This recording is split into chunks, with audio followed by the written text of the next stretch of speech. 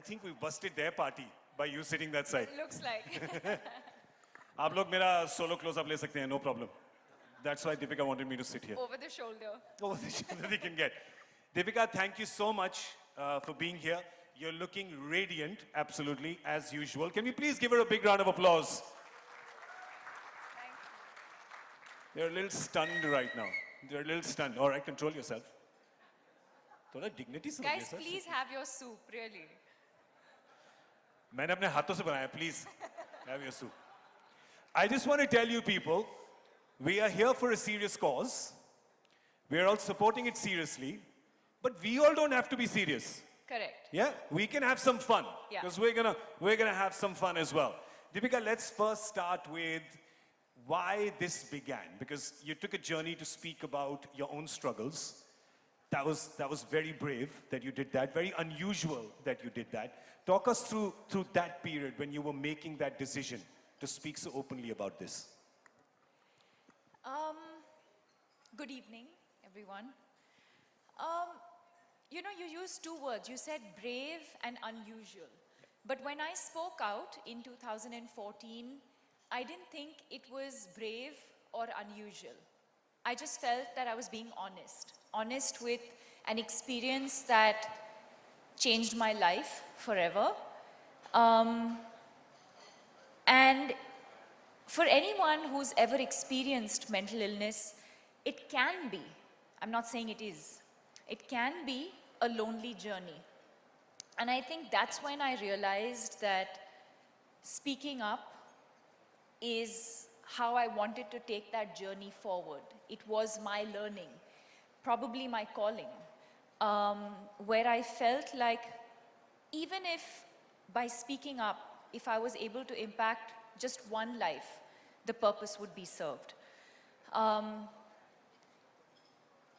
Where in 2022, I never imagined that today, you know, if you asked me in 2014, would I be sitting here having this conversation with you about the incredible work the foundation has done? No. At that point, it was really about just doing one interview on a national television or one interview just to be able to reach out to as many people as possible and share my experience. And then when I did that, it didn't feel to me like the journey ended there. It felt like just the beginning. It felt like there was so much more to say and so much more to do. And that culminated into the foundation and all of the work that we do today. Wow.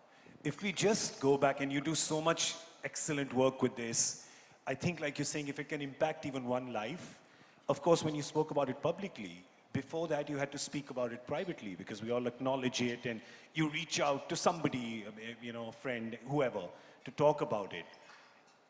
And I think that's the first step that people find very difficult to make. So if you can just talk to people about that, did you face any resistance? Did you face acceptance? What happens in that first step?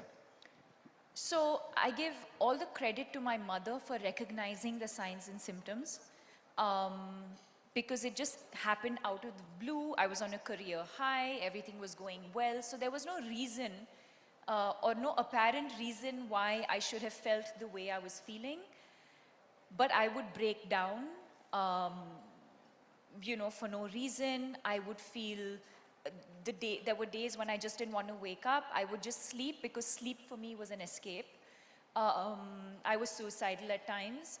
And so, having to deal with all of that, and you know, when my parents live in Bangalore, and every time they sort of visited me, even now when they visit me, I always put on a brave front, like everything is okay, and you know, you always want to show your parents that you're fine, you know. And so I was doing one of those things of like, I'm fine, until, you know, they were leaving one day, they were going back to Bangalore, and I broke down, and my mother asked me the usual hygiene questions like, is it a boyfriend? Is it someone at work? Has something happened? And I just didn't have answers. It was none of these things. And it just came from a really empty, hollow place. And she knew instantly. And I think that for me was God sent.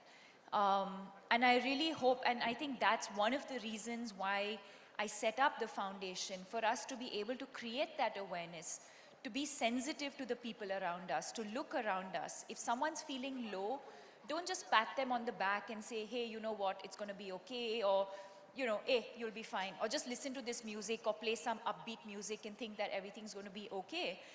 If you feel, and this is for everyone in this room, if you feel for a prolonged period of time, which is more than 3 weeks, if you feel a feeling of low or sadness, it is recommended that you see a psychiatrist or at least see a counselor.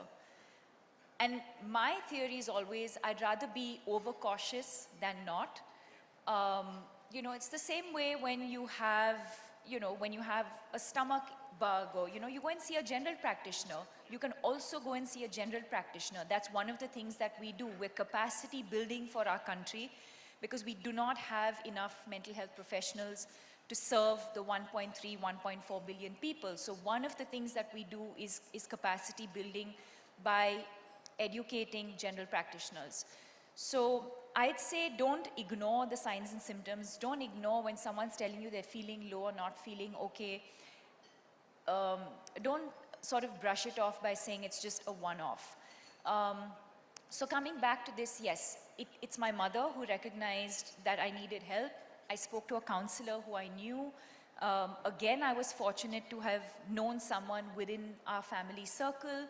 And from my voice, she could tell that I needed professional help.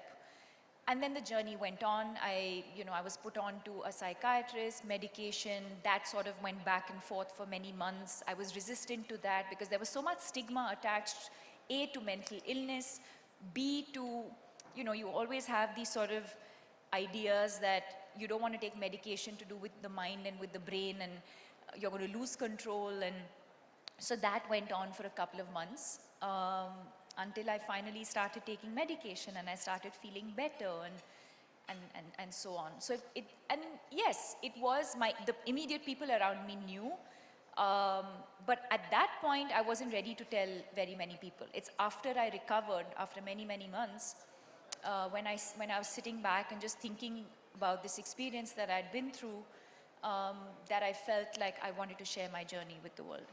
And through this entire period, I think we can give a round of applause for that, please, everyone.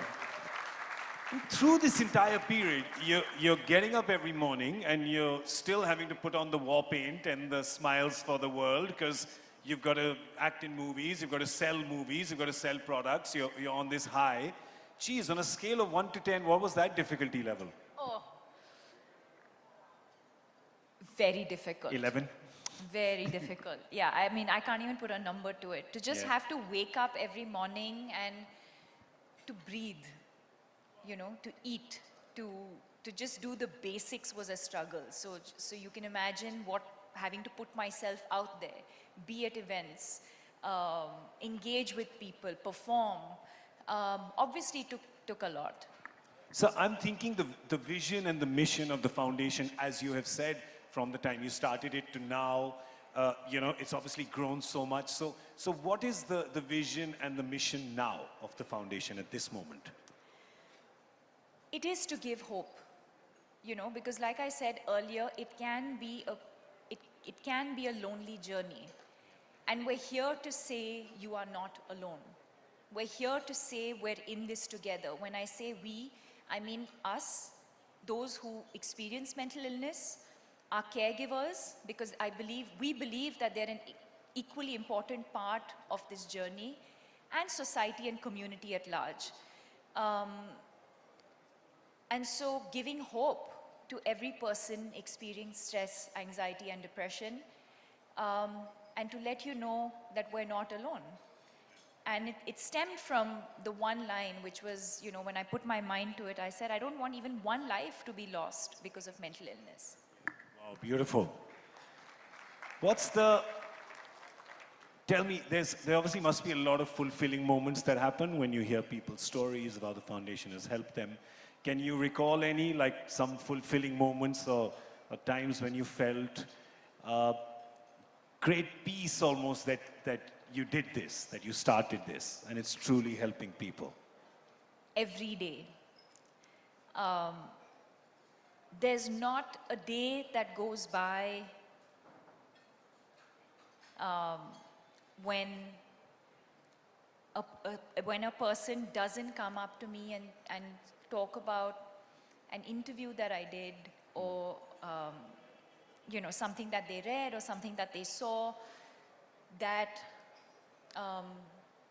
that prompted them to seek help, or encouraged them to tell someone they know to seek help, that they felt better, that they're on the journey to recovery.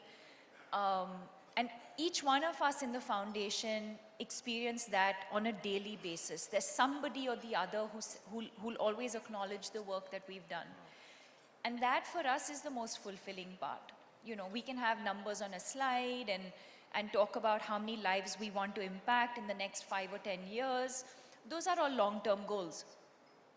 But it is those everyday moments when you meet someone, when they say we saw an interview, or we saw this post on social media, or there was this one kid who came and said, I couldn't explain to my parents, I wanted to seek help, but I couldn't explain to my parents what I was going through.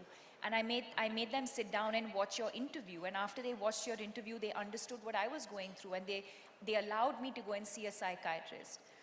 Those are the moments we live for. That's absolutely beautiful. That really is. It's